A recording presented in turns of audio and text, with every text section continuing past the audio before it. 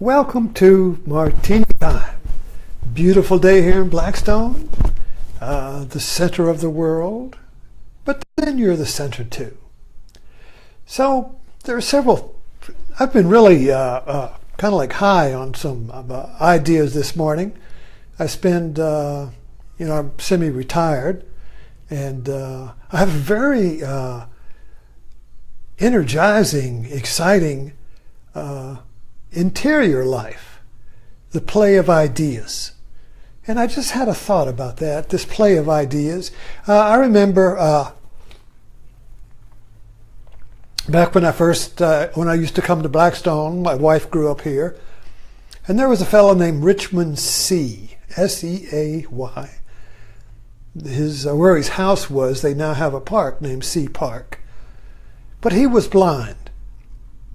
Almost blind, maybe he could see a little bit. But he was a psychic. And he was a friend of Edgar Cayce. And he could see what eyes couldn't see. And people would have him come and exorcise their house and get rid of the ghosts. And I remember, I don't remember a whole lot about Richmond C., but I remember his vital intellectual interest. And he would say, and I might say something, he said, "Oh, I'd like to play with that." See, I wanted to play with ideas. I knew a dentist here years ago who was paralyzed, and I'd go visit him. And of course, not being able to move around, but he was very intellectually alive. He liked to play with ideas. You could sit and play for hours. I have a friend of mine that comes over to talk once a week for lunch. And we play. We play with ideas. We play with, in India, it's called the play of consciousness. Life is a play of consciousness.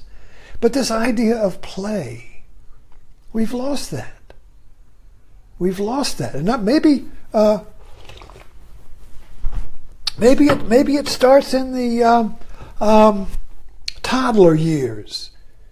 When the toddler, 2, he's starting to walk, and he wants to play with everything.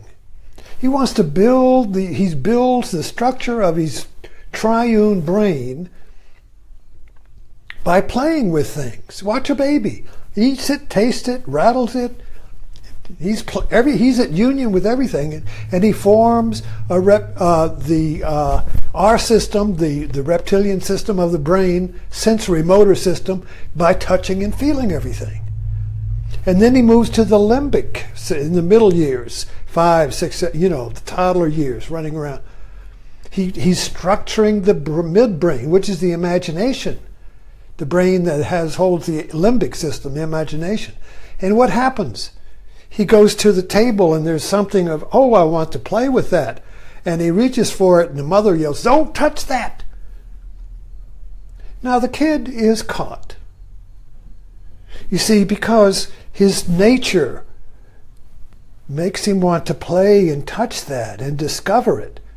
But the mother says, "Don't touch that."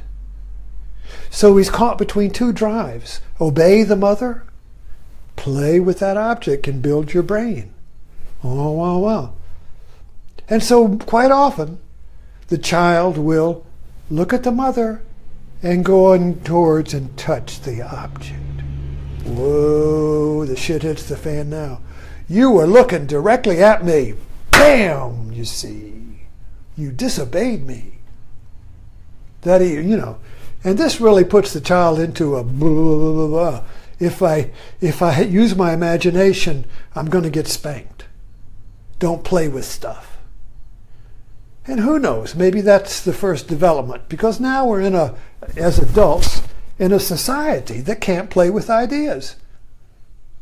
Republicans and Democrats used to fight like the devil during the day, and after work they go home, they go to the bar and have a drink, because they knew it was play.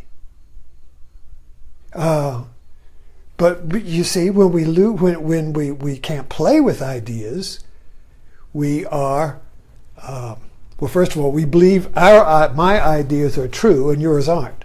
So you can't play with the devil. you see. So we've divided ideas up into territory. My ideas are true ideas, your ideas are false. My news is true, your news is false. So we're like a frog in the water with the heat of illusion, heat of ignorance being turned up ever so slowly. And I've never seen this happen, but I've read that if you put a frog in water and you turn the heat up very, very slowly, it won't leap out before he's boiled. There has to be a little something noticing, a little nudge or something change. But if there's no notice of change, we just sit there. So it's so slowly that we're losing the capacity to play. But yet, ironically, a whole new generation. All right, let's separate here. I've been playing with it. I've been playing with these ideas. And one of them is that the generations that grew up on TV, passively consuming TV. Now remember, if you put a child in front of a TV set, the purpose of his childhood is to create the imaginative brain. And you create the imaginative brain by imagination. So what do? We put TV in front of a child. He doesn't have to imagine a thing. The story is presented full blown. We give a child a toy. It used to be, when I grew up, if I didn't have a tank, I used a spool. And I would create a car out of a spool. It's a great car. Now you get a detailed, fully created car. You don't have to imagine anything, you see. So toys became a disruption of imagination. Children always create imaginative toys out of sticks and rocks. But now they're all created by the toy industry. And you used to imagine, if you read, when the mother reads you a story, you imagine the background. In the same way when I grew up on radio, you imagined the background, you see. The Lone Ranger was there. You imagined the Lone Ranger and the whole story. It was like a dream. And but so a whole generation of Americans have grown up being passive consumers and had corporations intervene in the development of imagination by providing the imagination. You don't have to imagine a thing now. Everything's given, you see. There's no interaction in that generation. But that's changing now. So we don't know what kind of America is going to be created by the kids that are growing up now who are interacting with media. You look at a kid now and he's got an iPad there. And he's not just watching a cartoon. He's creating a cartoon. The games now are inviting the kid to create realities. I know my son grew up on not Guns and Noble. Now, when I try to think of something, I can't. Guns and... What's that game you play where you create imaginary scenarios? Dungeons and Dragons. I'm not demented yet. So I need a little more gin. And you watch Big Bang. So what's Big Bang? But we think they are retarded adolescents, boys that never grew up. But what are they doing? They're creating an inventive reality. They're interacting with their reality with passion, you see. Because the mainstream reality is dead. It's serious. So they create a play reality. And they're always coming back to just the boys. We're going to play Dungeons and Dragons. We're going to play Star Wars. It's so great. Just me and my buddies, And the women come in with their seriousness. Will you grow up? Penny comes in. Will you grow up? Oh no, I gotta grow up. I got to get serious now. But the whole idea, so when you play with something, you see different angles on it that you didn't predict you would see. I know for myself, when I play with an idea like I'm doing right now, I'm playing with you. Did you know that? We're playing together here. I don't know where this is going. We're playing. So playing with ideas is adult play. And of course then, what happens? You play with an idea and whoa, I can make something out of this. The next thing you know, you've got a business. Next thing you know, you're an entrepreneur. Next thing you know, money's pouring in. And it was all play. I was just playing around. And the internet is full, YouTube and all is full of this. So there's a great inventive playing going on that's coming up and replacing the serious adult world. Oh, don't play with that. This religion is a serious thing. Now, don't play around with God. That's, don't touch that idea. Bam, you see. Don't play with that. You play with this stuff over here. This is safe. But that stuff, don't touch that.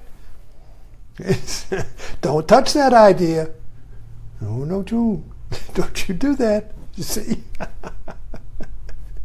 So you get these juxtaposition of adult world, serious, don't play with anything. That, when you don't play with something, it's like the MacGyver thing, like this, like anything, I don't know. You got a battery, and so now you're going to make that into a steamroller. Okay, you can't do that. That's a battery. Don't play with that. See, so the idea that everything is what it is and can't be something else, well, just watch MacGyver. That's a spiritual TV program. Well, it's not about God, but it's about playing.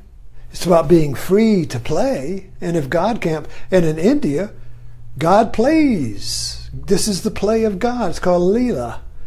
Reality is the play of God. God's playing with himself. Don't play with yourself. Yeah, but God's playing with himself. He's inventing new worlds and playing with it. Forgetting he invented it. Remembering he invented it. Playing with another. You see. So this whole idea of playing is very profound. And I play on Facebook. That's my playpen. It's my sandbox.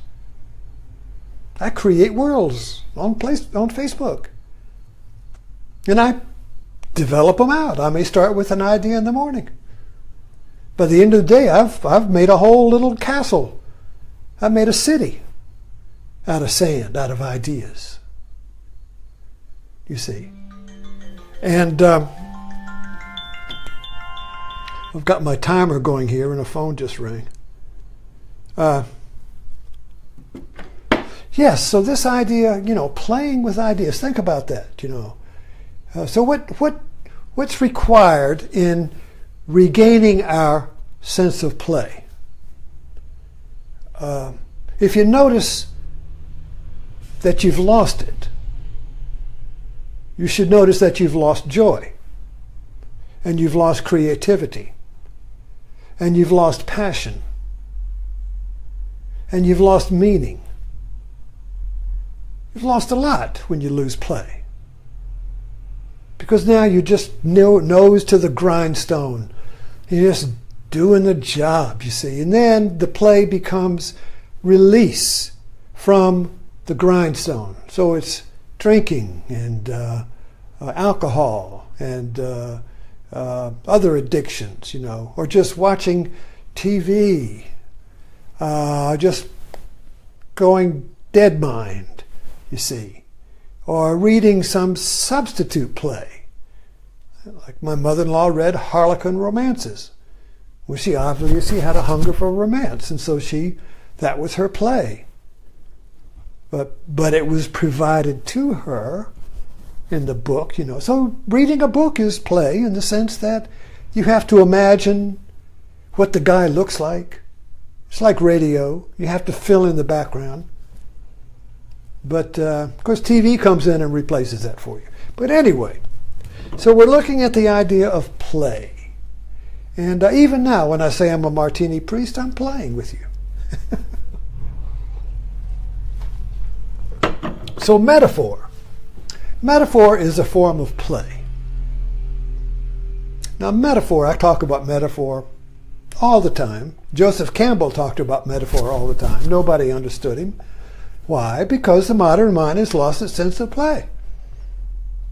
The modern mind thinks reality is real. If you think reality, now by reality I mean what we agree upon as reality. See, reality is agreed upon worldview. If nobody agrees with you that it's real, well, you're either crazy or you drop it. You see. So a crazy person is one who says, what I see is real and you're crazy. And they put him in an institution. But most of the time, we have an idea and we check it out to see if other people think it's real. And if they don't think it's real, we drop it. I'm sure children who are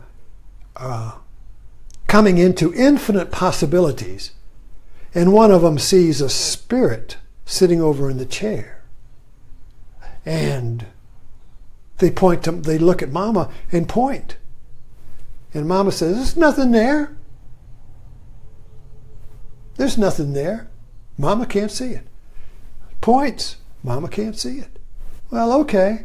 So after a while, the child loses his ability to see spirits.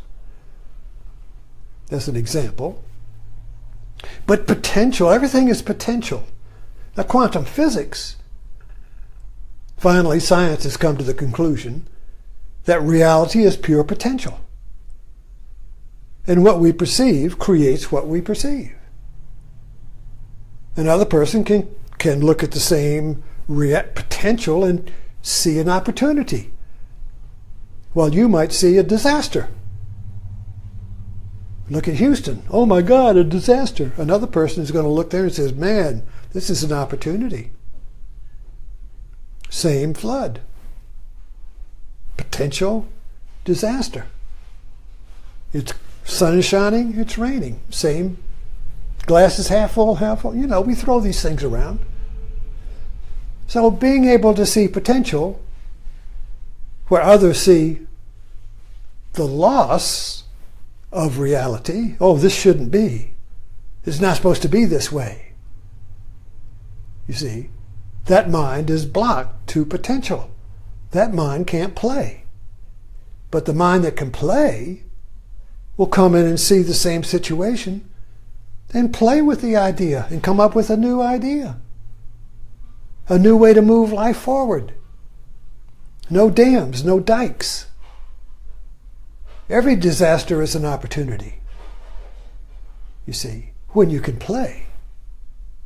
So I would suggest that we look at this play thing, you know, and discover what it takes to play. Well, when kids play on the floor, how many adults can get down on the floor and play with them? Most will sit there and nod and clap. They won't get on the floor. They won't enter into a game with the child. See, a child is creating a play world. So the playful parent will enter into that world and play with them. Children love it. You've entered into, it was like Inception. Inception was about playing in a dream. I just did a movie review on that, ToKillAMinotaur.com, and we watched Inception, but that was about playing in a dream. You have a dream team with science fiction. You have a dream team and they go into another person's dream and play with it and get him to change his life. See, but in other words, the idea of play is that life becomes very plastic, very flexible. It's not rigid and opaque and solid. When life becomes rigid, it's called rigor mortis. When life becomes rigid, you're dead. You're a stiff. Reality is stiff. It won't bend. The winds come, everything breaks. So to be pliable is a practice. It's a spiritual practice. Meditation is a spiritual practice because it liberates you from the rigidity of your perception. So you relax and you can bend and flow with things and see the opportunity and the positive to the nature. You see this battery? See, this is a positive end. This is a negative end. You put them together, you get electricity. Turn on the lights. So the battery is playing with opposites. The battery doesn't say, no, you can't have any negative, just positive. You see, so everything, and then everything is for the playful mind is possibility, and that's liberating. That's where joy comes from. Joy is repressed and suppressed when possibility is removed. And life is possibility. So when you remove possibility, you remove life. It's very simple, you see. So this is a practice, being playful. And you have to start in safe areas where you can just play with something. Relax. Let the opinions, say, oh, Facebook, oh, I love Facebook. It's full of people who can't play. My opinion is the only opinion, you see. You can't play with opinions. When you play with opinions, you come up with new ideas. If you can't play, you're stuck with your own idea, and that's where you live and die. You live and die in the known, in your own little enclosure. So, anyway, thank you for dropping in. And I hope you can play with me, continue to play with me here on my live talks and on Facebook.